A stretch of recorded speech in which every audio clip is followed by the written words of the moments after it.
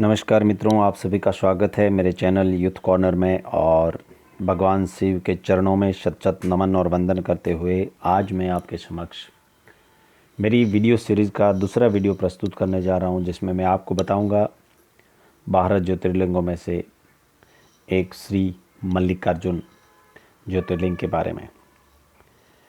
भगवान शिव के द्वारा 12 ज्योतिर्लिंग में श्री मल्लिकार्जुन दूसरा ज्योतिर्लिंग है। यह ज्योतिर्लिंग जिस प्रकार शिव जी के 12 ज्योतिर्लिंगों में गिना जाता है, उसी प्रकार शिव स्थान का शिव जी के प्रमुख अष्ट स्थानों में भी समावेश है।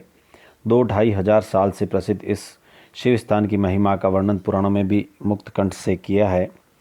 भौगोलिक स्थान और भौगोलिक स्थिति और परिस्थिति के हिसाब से देखें तो यह पुराण प्रसिद्ध शिव स्थान आंध्र प्रदेश के कर्नूल जिले में नंदी कोटकूर तहसील में श्री पर्वत अथवा श्रीशैल नामक पर्वत पर अवस्थित है। आंध्र में यह पर्वत नलमले नाम से जाना जाता है। कुंटकुल बोजवाड़ा रेलवे मार्ग पर नंद्याल रेलवे स्टेशन, नंद्याल से आत्मकूर तक मोटर से जा सकते हैं। वहाँ से 10 मील की दूरी पर नागलूटी करके ये स्थान है। नागलूटी से श्रीशैल जाने के लिए 2 मार्ग हैं, एक पेंडाचिरुव से घनघोर जंगल से निकलता हुआ पैदल रास्ता और दूसरा दोरनल से जाने वाला रास्ता। ऐसा माना जाता है कि एक बार की बात है कि भगवान शंकर जी के 2 पुत्र श्री गणेश और श्री कार्तिकेय विवाह के लिए परस्पर झगड़ने लगे। प्रत्येक का आग्रह था कि पहले मेरा विवाह किया जाए। उन्हें लड़ते झगड़ते देखकर भगवान शंकर और देवी पार्वती ने कहा, तुम दोनों में से जो पहले पृथ्वी पर परिक्रमा लगाकर वापस यहाँ लौट आएगा, उसी का विवाह पहले किया जाएगा। माता पिता की यह बात सुनकर श्री स्वामी कार्तिकेय तो तुरंत पृथ्वी प्रति प्रदक्षिणा के लिए दौड़ पड़े, लेकिन गणेश जी के लिए तो यह कार्य बड़ा कठिन था। एक तो उनकी काया स्थूल थी और दूसरा वाहन भी मूषक चूहा था।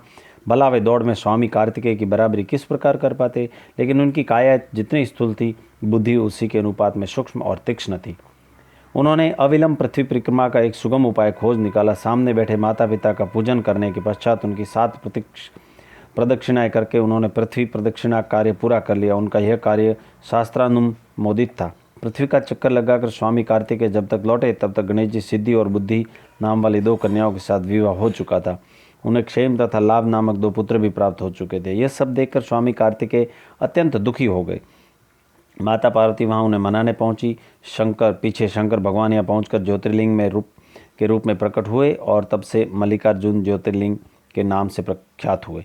मल्लिका इस शब्द का अर्थ है पार्वती और अर्जुन यह शब्द शिववाचक है, इसलिए इन दोनों शब्दों से मल्लिकार्जुन शब्द प्रचलित हुआ। इसकी पूजा अर्चना मल्लिका पुष्पों से की गई है, इसलिए भी इसे मल्लिकार्जुन कहा जाता है। इसके संबंध में दूसरी कथा यह प्रचलित है कि इस शैल पर्वत के निकट किसी समय राजा चंद्रगुप्त की राजधानी थी। किसी विशेष विपत्ति विशेष के निवारणार्थ उनकी एक कन्या चंद्रावती महल से निकलकर इस पर्वतराज के आश्रय में आकर यहाँ के गोपों के साथ रहने लगी। उस कन्या के पास एक बड़ी ही शुभ लक्षणा सुंदर श्यामा गो थी। कुछ दिनों के बाद उसे ध्यान में आया कि इस गो का दूध उड़ गया है। विशेष ध्यान देने पर उसे यह पता चला कि यह गाय अपना सारा दूध वन के एक शिवलिंग पर अर्पित करती है। उसी दिन रात्रि में शिवजी ने चंद्रावती को स्वप्न में दर्शन दिए और कहा कि उस शिवलिंग में साक्षात मेरा ही निवास है। इस स्वप्न दर्शन से चंद्रावती हर्षित हुई। उसने इस शिवलिंग पर मंदिर का निर्माण किया। चंद्रावती हर रोज मल्लिका पुष्पों से शिवजी की पूजा करती थी, इसलिए शिवलिंग मल्लिकार्जुन नाम से जाना जाने लगा। मल्लिकार्जुन के उत्पत्ति के बारे में एक और कथा यहाँ के चैचू नाम के आदिवासी जाति में प्रचलित है। चैचू जाति के लोग श्रीशैल के आसपास ही रहते हैं। उनकी कथानुसार भगवान शिव इस इलाके में शिकार के लिए आए थे। जंगल में उन्होंने एक सुंदर चैचू युवती को देखा। उसे देखते ही भोलेनाथ के मन में उस युवती के प्रति प्रेम उत्पन्न हुआ।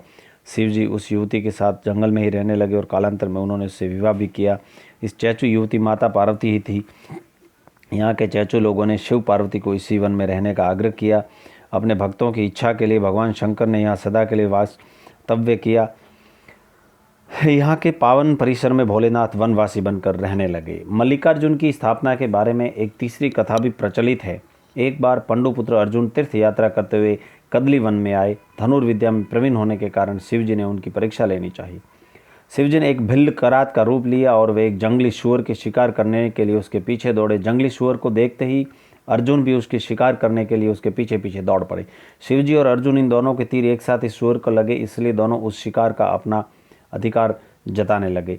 आखिर इस झगड़े की परिणति युद्ध में हुई और इस युद्ध में अर्जुन विजयी हुआ। तब शिवजी ने प्रसन्न होकर अपना असली रूप प्रकट किया। उन्होंने अर्जुन को आशीर्वाद देकर उसे पाशुपात अस्त्र दिया और वे अंतर्ध्यान हो गए। उस स्थान पर एक दिव्य ज्योतिर्लिंग प्रकट हुआ। अर्जुन ने इस दिव्य ज्योतिर्लिंग की स्थापना करके मल्लिका पुष्पों से उसकी पूजा की, इसलिए यह ज्योतिर्लिंग मल्लिकार्जुन नाम से भी जाना जाता है। मल्लिकार्जुन का मंदिर और शिवलिंग श्रीशैल यह एक पर्वत है। यह पर्वत समुद्र तल से 1563 फीट की ऊंचाई पर है। इस पर्वत के शिखर पर मल्लिकार्जुन विराजमान हैं। यह देवस्थान 25 फीट ऊंची दीवारों से घिरा हुआ है। दीवारों के अंदर विस्तीर्ण प्राकार है। दीवारें पत्थर की हैं और दीवारों पर शिव पुराण के युद्ध देवताओं की मूर्तियां आदि शिल्पकृतियां खुदी हुई हैं।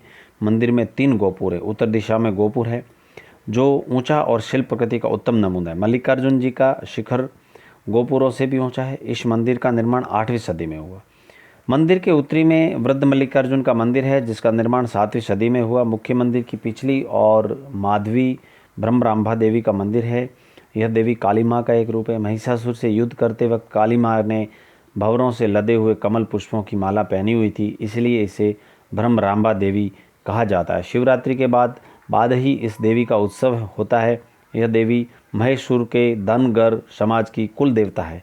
मंदिर का निर्माण विजयनगर कालीन माना जाता है। इस ब्रह्मरांभा देवी के कारण श्रीशैल शिवपीठ के साथ शक्तिपीठ के रूप में भी माना जाता है। मंदिर के चारों कोनों में 4 और बीच में एक सोने का स्तंभ है। चारों दिशाओं में 4 द्वार हैं। मल्लिकार्जुन के मंदिर में मल्लिकार्जुन, पार्वती, रावण, नंदी और कैलाश पर्वत की चांदी की मूर्तियां लगी हुई है। श्री मल्लिकार्जुन का पौराणिक और ऐतिहासिक महत्व, इस पहलू पर यदि नज़र डालें तो श्रीशैल में कुत युग में हिरण्यकश्यपु, त्रेता युग में रामचंद्र प्रभु, द्वापर युग में पांडव और नारद यहाँ आकर गए, ऐसी मान्यता मानी जाती है। श्रीशैल इस विशान का आरंभ सातवाहनों के अधीन था। इसके बाद इक्ष्वाकु, पल्लव आदि महासत्ताओं के अधीन था। विजयनगर के राजा विष्णुदेव राय ने श्रीशैल को एक स्वतंत्र राज्य बना दिया। इसके बाद मुसलमानों ने श्रीशैल को उजाड़ दिया। श्रीशैल की दुख स्थिति देखकर ईस्वी संवत 1988 में छत्रपति शिवाजी महाराज ने यहाँ ब्राह्मणों को वापस एक बार श्रीशैल बुलाया, पूजा उत्सव शुरू करवाए, अन्न छत्र शुरू किए, उनके रक्षा के लिए सिपाही तैनात किए। शिवाजी महाराज ने उत्तर दिशा की ओर जो गोपुर बनवाया वो शिवाजी गोपुर के नाम से जाना जाता है। बाद में पुण्य श्लोक अहिल्या देवी होलकर ने पाताल गंगा पर घाट बनवाया। श्रीशैल लिंगायत समाज का मुख्य केंद्र है। इस पंथ के पंचाचार्यों का मठ श्रीशैल पर था। शिलालेखों में वीरशैव सिद्धि मठ और भिक्षा तटव्रती मठ का उल्लेख पाया जाता है। लिंगायत समाज यहाँ के स्वयंभू शिवलिंग को लिंग चक्रवर्ती मानते हैं। पाताल गंगा के किनारे पर पाए जाने वाले पत्थरों को वे शिवलिंग ही मानते हैं। यह शिवलिंग रूपी पत्थर चांदी के लॉकेट में रख कर उसे श्रद्धा से गले में पहना जाता है। श्रीशैल के 4 द्वार हैं।